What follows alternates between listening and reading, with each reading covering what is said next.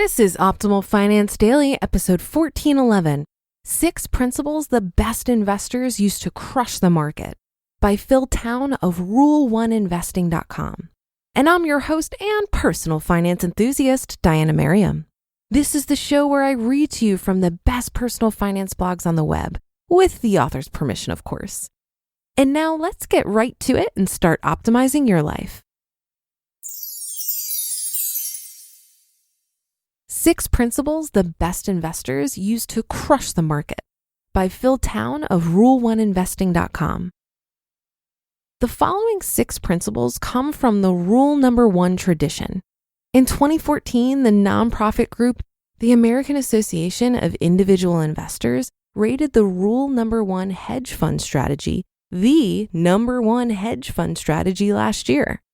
Our hedge fund produced 50% returns last year. The best investors in the world use these 6 principles. They are awesome. They have been around since the 1930s and they are still practiced today by the best investors in the world. Investors like Warren Buffett, Charlie Munger, David Einhorn, Manish Pabri, and myself all use these 6 principles and we get great returns. Rule number 1 states don't lose money, and these 6 principles are always on my mind to help me avoid violating that critical rule. Number 1, radar. This is easier said than done when you're investing real money. Money you can't afford to lose tends to be hot or emotional.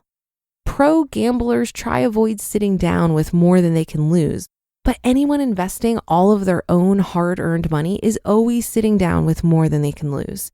Fear of losing more than you can afford to lose tends to make the mind go irrational.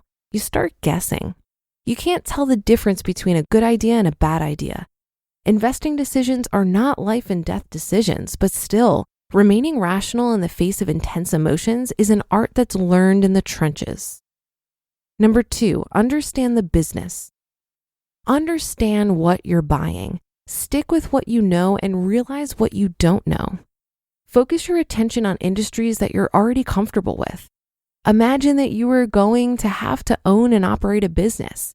Can you do that in an industry where you're seriously thinking of making an investment? You need to be able to understand the business if you want to buy it. Number 3, love what you own. Put your money where your values are. Many of us have the intention to make the world a better place, but seem to forget that in the businesses that we invest in and have a direct impact on what's going to exist in the world in 20 years.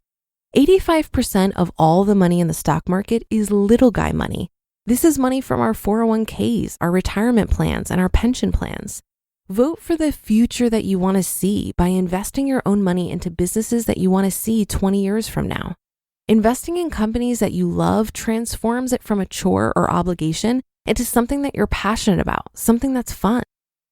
Number 4, wait for an event. When you boil it down, we buy fear and we sell greed. Fear creates a lot of selling action. When stock prices are set by the most fearful or the most greedy investors, those who are fully in the sway of emotion, it's clear that the market prices are often far from rational. The big players in the market, mutual fund managers, pension fund managers, insurance fund managers, and bank fund managers, are not the most cold-blooded rational creatures on the planet. When the market begins to go down, these greedy investors get out quickly to avoid losses. If the company is wonderful and you understand it, that's when you take advantage. Number 5, reduce your basis. Your basis is the amount of money that you have on the table. All reduced basis means is getting your money off of the table. This is the unsung hero of the Rule Number 1 saga. You can lower your basis with return of capital. That means cash flow strategies from dividends, buybacks, derivatives, really safe options trades. When you reduce basis, your risk of losing money goes down proportionately. You lower your risk of losing money by reducing your basis. When my basis goes to 0, where's my market risk? If I start spending the money to live on instead of reinvesting it, then the basis stays the same, but the return still goes up because you're getting dividends every year. In essence, I've created for my retirement a kind of special bond, one that's backed by one of the best companies in the world and yet pays out based on an ever-increasing coupon rate, one that within 10 years is over 20% a year and rising. Number 6, create a story. Create a story for the company you want to invest by combining all of the previous principles into a cohesive idea about why this is a great company. Then once you have that story, invert it by flipping it to the opposite point of view. You should try to create the argument that this investment is a dumb idea, and if you can't, then that's a sign that you don't know enough about the company yet. You just listened to the post titled 6 Principles the Best Investors Use to Crush the Market by Phil Town of rule1investing.com. And now, if you're a startup owner, this is for you. Running a business is just plain hard. Endless to-do lists, employees to take care of, and your ever-present bottom line. So first of all, kudos to you for staying on top of it. But I want to tell you about Gusto.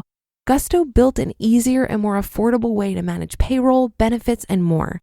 They help over 100,000 businesses with tasks like automated payroll tax filing, simple direct deposits, free health insurance administration, 401ks, onboarding tools, you name it, Gusto made it easy. 94% of customers say Gusto streamlines payroll and benefits, and we agree here on the Optimal Living Daily team. We use Gusto for our payroll. Plus, they really care about the small business owners they work with. Their support team is attentive and helpful.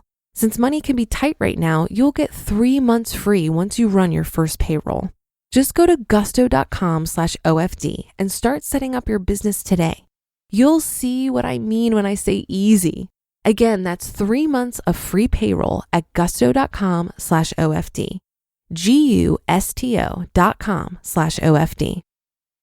I think this article might have something to offer for people who are interested in actively managing their investments, or for people who are buying and selling individual stocks. I personally prefer passive investing with low-fee total market index funds. I don't need to worry about researching individual companies or thinking about how I would run the business because I'm investing in indexes that mimic the entire US stock market. I prefer this strategy because it enables me to manage my investments myself without spending a ton of time on active management. I'm also not paying any management fees for someone else to actively manage my portfolio for me. I'm a bit weary of an investor boasting 50% returns. Notice that he stated that this was in 1 year. Studies have shown that the majority of active investors don't beat the market over time. So while a 50% return is impressive in 1 year, I think it's much more important to look at performance over a longer period of time. As a long-term investor, I'm not trying to beat the market. I want to match the market. I do think there's some merit in the third point here. Love what you own. I'm seeing more and more friends move towards sustainable and socially responsible investing, which focuses on investing in companies that are engaged in social justice, environmental sustainability, and alternative energy or clean technology efforts. There are indexes available for this type of investing as well, and you may also hear them referred to as ESG funds, which stands for Environmental, Social, and Governance.